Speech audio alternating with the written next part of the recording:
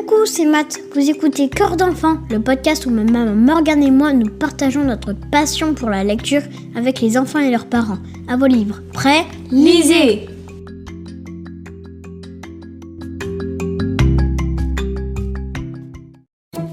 Coucou, nous revoilà après notre pause de l'été pour continuer de vous parler de nos lectures préférées. Bonjour à tous, on est heureux de retrouver nos micros et de vous retrouver vous. On espère que vous avez passé de bonnes vacances et que vous êtes prêts pour la rentrée.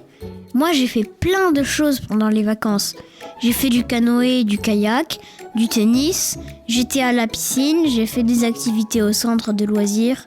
Je suis allée à la montagne avec ma famille et j'ai beaucoup lu, bien sûr. Mais il y a un truc tout nouveau que j'ai fait cette année. Je suis partie tout seul sans mes parents, sans ma sœur, sans mes papis et mamie. Je suis partie en colonie. J'étais en Ardèche. J'ai dormi dans ma tente tout le séjour. Là-bas, je me suis fait de nouveaux amis. J'ai fait de l'escalade, du VTT et je me suis baignée dans la rivière. Ce qui nous a inspiré le thème de cet épisode de rentrée, les séjours sans les parents. Avant de présenter notre sélection de livres, Matt, est-ce que tu pourrais me dire ce que tu as préféré en colonie ? Dormir dans la tente, me baigner et faire du VTT. Les petites randonnées, c'était cool aussi. Les moniteurs étaient gentils. J'ai participé à la vie du camp. Parfois, on cuisinait ou on faisait la vaisselle. Et le dernier soir, on a fait la fête. Même dans le bus. C'était bien parce qu'on écoutait de la musique. Et qu'est-ce que tu as le moins aimé ou qu'est-ce qui a été le moins facile pour toi ? De m'endormir parce que tu me manquais et papa aussi. Le premier soir, j'ai pleuré, mais un copain m'a consolé et une monitrice aussi. Après, ça allait mieux. De mon côté, en tant que maman, ça n'a pas été super facile de te laisser partir à l'aventure. On a l'habitude que tu passes tes vacances chez tes grands-parents, mais là, ce n'était pas pareil parce que tu partais avec des animateurs et des enfants qu'on ne connaissait pas. Par contre, j'étais très heureuse de te retrouver et que tu me dises que tu t'étais amusée, que tu t'étais fait des copains. Tu as fait des découvertes, tu es sortie de ta zone de confort, et moi aussi finalement. Peut-être que vous hésitez un peu à partir en colonie ou qu'à l'école, on va vous proposer de partir en classe découverte. Alors, on vous a choisi quelques livres pour vous y préparer. On commence par La colonie de vacances de Fanny Dreyer aux éditions Albin Michel, à lire dès 6 ans. On fait la connaissance de Louise, Marco, Nina, Ali et Jeanne. Certains ont déjà été en colonie, pour d'autres c'est la première fois. Ils partent tous ensemble à la montagne et on suit leur séjour et leurs activités, entre randonnées, olympiades, activités manuelles et la fameuse boum du dernier soir. Les craintes de ne pas s'amuser, les petites baisses de morale des personnages nous expliquent que c'est normal quand on part seul, loin de sa maison, d'être un peu inquiet ou triste. Heureusement, ils créent des amitiés, ont de gentils moniteurs et font aussi quelques bêtises. Ils adorent leur séjour et ça donne même envie de les rejoindre. Vous savez que j'adore Mortel Adèle, et dans Pas de pitié pour les Nasbrock, le numéro 7, elle part dans la colonie des Ragondins joyeux. Mais ça ne lui plaît pas du tout. Alors forcément, elle va faire plein de bêtises. Par exemple, elle change le nom de la colo en gratte-boudin affreux ou en gratte-babouin poisseux. Ou alors, elle s'asperge de ketchup pour être évacuée par le médecin. C'est signé Mr. Tan et Miss Prickly chez Bayard Jeunesse à partir de 7 ans. Puisqu'il existe des séjours pour les tout petits aussi, vous pouvez découvrir dès 3 ans Clotilde part en colonie de vacances de Yann Walker et Romain Ménétrier chez Ozu. Clotilde est une toute petite chouette, un peu rondelette, et très timide. Elle vit dans une forêt confortable où chacun joue son rôle avec bonheur. Les écureuils sont boulangers, les biches infirmières, les tortues fleuristes, les lapins primeurs, les sangliers gendarmes et les renards en prison. Première de sa classe, Clotilde aime beaucoup étudier le chant et fait même partie de la fanfare de l'école. Elle est aussi forte en cours de saison et de cuisine. Pourtant, dès que la journée se termine, Clotilde se précipite dans les jupes de sa maman, dont elle a beaucoup de mal à se séparer. Ses parents l'ont inscrite en colonie et ça la rend très triste de quitter son confort et son cocon. Ce qui n'arrange pas les choses, c'est tout ce que lui racontent ses copains sur la colonie, ce qui l'inquiète encore plus jusqu'à son départ. Mais Clotilde découvre de nouveaux paysages, apprend à skier. Oui, une chouette peut skier. Se fait des amis. Et vous savez quoi ? Elle ne regrette pas du tout d'avoir quitté son nid douillet. Cet album vous permettra aussi d'aborder la timidité et l'autonomie avec les plus petits. Et pour les plus grands, qui lisent des petits romans, on vous en conseille 2. dans Laissez Emma en classe mystère de Catherine Missonnier et Jessica Sécheret aux éditions Rajo.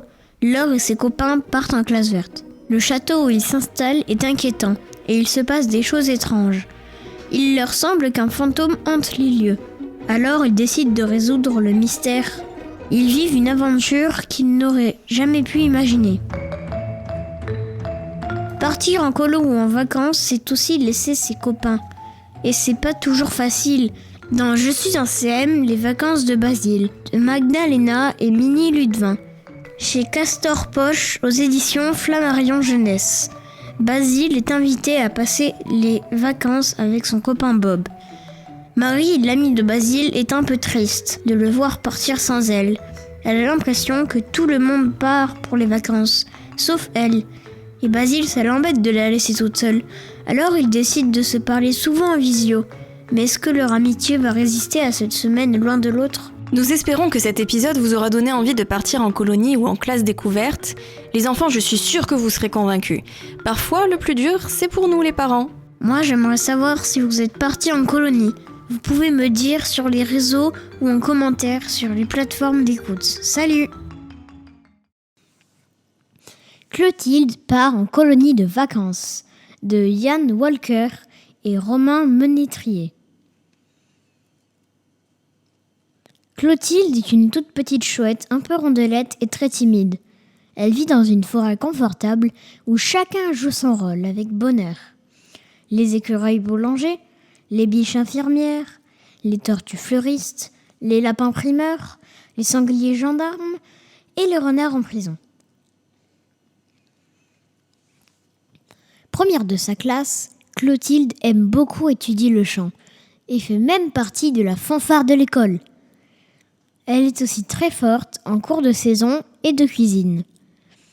Pourtant, dès que la journée se termine, Clotilde se précipite dans les jupes de sa maman, dont elle a beaucoup de mal à se séparer. Tu sais, Clotilde, il faut que tu commences à voler de tes propres ailes. Je ne serai pas toujours là. Et n'oublie pas, aux prochaines vacances, tu pars en colonie avec le club des hirondelles. Papa a choisi la formule complète, pleine de belles escales. Regarde, tout est écrit sur ce prospectus. Furieuse, Clotilde se met à pleurer, mais voyant que sa mère ne change pas d'avis, elle se réfugie dans sa chambre. Une grande tristesse l'envahit. Elle n'a jamais quitté ses parents longtemps, et cette perspective lui fait peur. Pour se changer les idées, elle regarde Hibou TV, son émission préférée. Le lendemain, dans la cour de récréation, les discussions vont en bon train. Il paraît que la colonie, c'est affreux. Oui, et surtout, on ne vous donne rien à manger, à part des vers de terre périmés.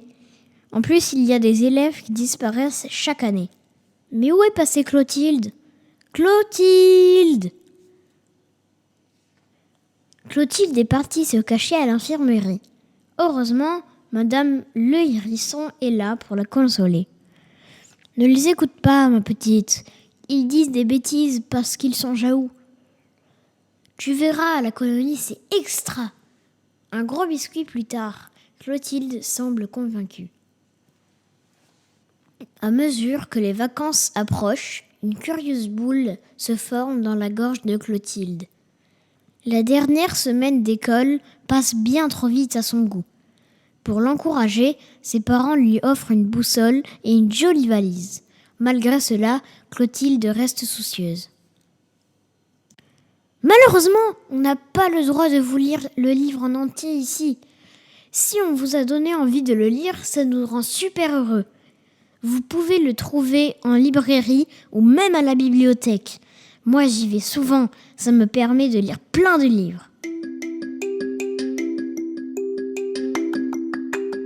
Ce podcast vous plaît ? Vous pouvez nous soutenir en nous attribuant des étoiles sur certaines plateformes. Ça permettra à d'autres enfants et parents de nous découvrir. Vous pouvez aussi nous retrouver sur les réseaux sociaux, Instagram et Facebook. Les liens sont en description. Vous pouvez suivre notre actualité et nous écrire. On vous attend. Salut !